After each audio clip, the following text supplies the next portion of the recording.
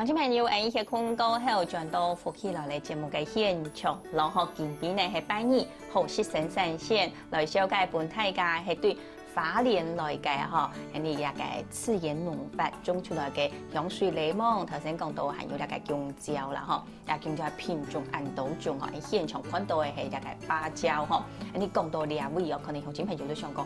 頭先來提到嘅香水檸檬哦，佢嘅兩個人講乜嘅品種去放棄哦，你真見啊，佢嘅太空門咧嗬，你所有嘅東西啊嗬，人家病蟲害防治啊嗬，可能係所有農民哦。都会碰到的一个问题。那我想，在自然农法，您做的这个自然农法的农园里面，好，你是怎么去做这个病虫害防治？刚刚您有提到了，在农民学院里面其实也学到了一些，好，那你们怎么去做一个运用？因为那个像果树的间距就比较大，那我们会在中间就是种一些其他东西，比如说。像我今年就在里面种了洛神花，还有那个凤梨，还有里面有对，还有那个芭乐。嘿，就是它是多元的话哈，这样子的话，它也像那个食物链这样子，就是它可能有一种虫去吃另外一种，那这样子，所以说它多元的那个种植的话，它比较能减少那种病虫害的发生。所以我们一般来讲，自然农法哈，为种的时间哈。都要用甘仁种，莫做青种到一扎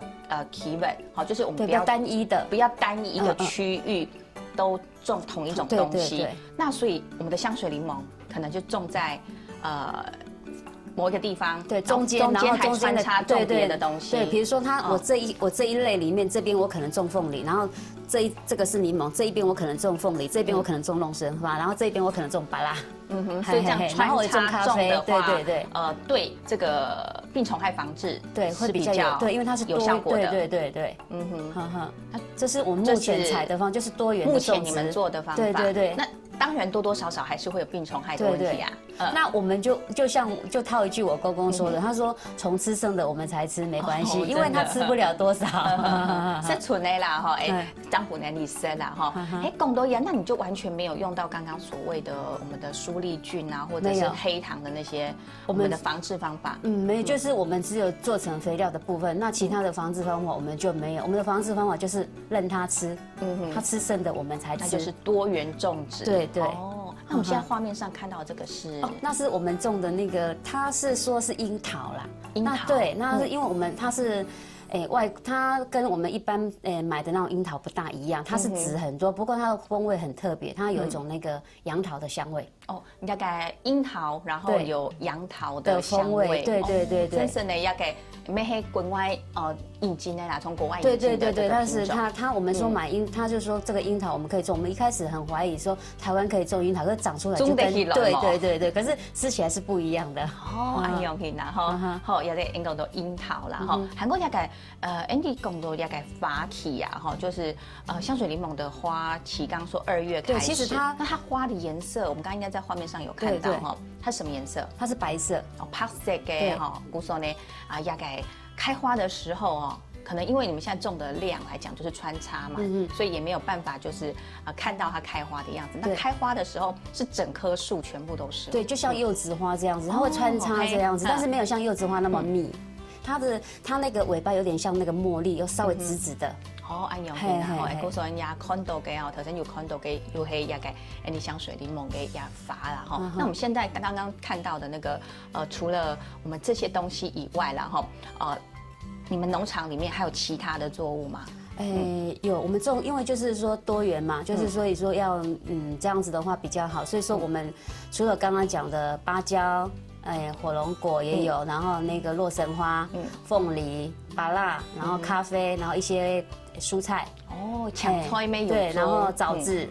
龙眼、枇杷，对，超过20种。哇，哎呦，都一直人讲嘅开心农场啦，吼，只系种起家生意，我也还做的买本消费者啦，吼。好，讲到亚比亚，可能乡亲朋友想，也哈爱去买一个香水柠檬哦，买一个香水柠檬的时间，那呀，我用的去调头哦，迄讲非真讲真实的，也没唔滴用的通哈。我们买香水柠檬，像我们看到现场这些哈，有的比较小颗，有的比较长、比较大颗。那我们一般挑选的时候有没有特别怎么去挑选？就像跟香蕉一样，因为我们我们都是它偏，就是它转颜色的时候我们才摘。转色的时对间就会对对，所以说它是完全成。成熟了，就是说它已经稍微变颜色，我们才摘下来，然后摘下来这样子，它放了几天它就变黄了。那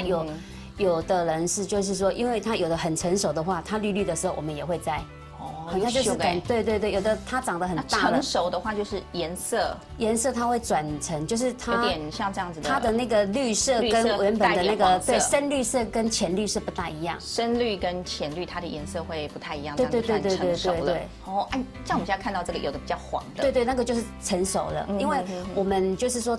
它有的它本身成熟，有时候它不会变黄，就跟香蕉一样，它有时候香蕉已经成熟，它是不会变黄，可是当你割下来以后2-3天以后，它就突然间变黄了。哦，哎呦，那我们采回来的时候，有时候它是绿的，因为采这个部分哈，因为采的部分是我先生在采，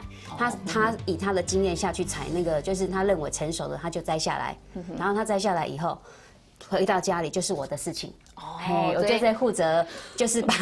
把它做处理。收嘅果後吼，你吼都甜度吼，做迄落功夫節吼，摘咗落個下果後咧，就你愛來做處理咧吼，對對，愛用嘅買，愛用嘅色。做清楚我来处理的哈，更多样啊，像麦懂眼做你讲哈慢慢，然后这样来讲，吃我们香水柠檬，先来告诉我们观众朋友有哪些吃法。其实我现在看到前面这一盘很特别，有柠檬切片，对，还有旁边咖啡粉，这是现磨的咖啡粉，上面应该是我们的咖啡的那个叫冰糖，对对，也可以加白糖，你试看看这样。味道很特别，这样子一片，对，直接可以吃，可以，因为它是成熟度过，所以它不会很酸。它皮真的比较厚，对，就是比较厚，所以说那个从要会香味真的很够，对。然后另外就是你可以沾，对，你沾着吃，它味道又不一样。那一般吃起来的话，通常它都会。就是它的味道很特别，也有人是沾着梅子粉吃啊。梅子粉，对，也可以沾。刚这样沾好像味道不是很够。对，你可以沾多一点，它的味道真的很特殊，很搭。有咖啡的那个香味的甜味，对，然后再搭那个香水柠檬的那种一点点酸，一点点柠檬的香咪丝。就还真有试过安用的方法吗？哎，我試過，俾佢自教牌試嘅。自教就犀利哦！哇，真是咧，每天100到按用嘅食法啦，講真係佢皮膚較混掉嘅吼，現場什麼咬可能一下咬唔下去，不過係講幾層按用，兩片都對，沾多一點會比較，沾多一點，讓吃起來那個味道香味，然後口感對。应该更不一样哈，也就会提一种的食法哈，按做嚟切片哈，对，也个用咖啡粉哈，含个也个冰糖哦，各种的冰糖要弄1:1的比例。你如果糖比较多一点就减半哦，也可以完全不加糖。真的，现在吃完之后，整个口水都出来了，对，就觉得有那个生津止渴的一个效果哈。所以最早的时间啊，食一片来相信哦哈，效果就一定好的啦哈，像。这个应该一般来讲哦，会这样子吃是你自己发明的，还是有人推荐的？像今年很流行那个热柠檬水嘛，那它本身它的那个皮比较厚，它可以其实它是冲热柠檬水是比较恰当的。那这个吃法也是朋友跟我说的，他说他在台北的那个西餐厅吃饭。就是吃完的后，他的饭后那个甜点是送这个，他回去跟我讲，然后叫我试看看，哇，我试看看觉得还不错。我们也可以在家里哈，去把准做像春天的用的哈，来都18位做按用从一台位哈，去加来准点心来吃，按用做些蹦出手法来哈。对。好，那刚刚讲到这个，然后我们还有泡水，对，泡热水喝嘛。那接着，它泡热水的话，因为一般的那个柑橘类的，它加热水都会有一点苦味。像我们平常有时候会煮柠檬水哦，柠檬水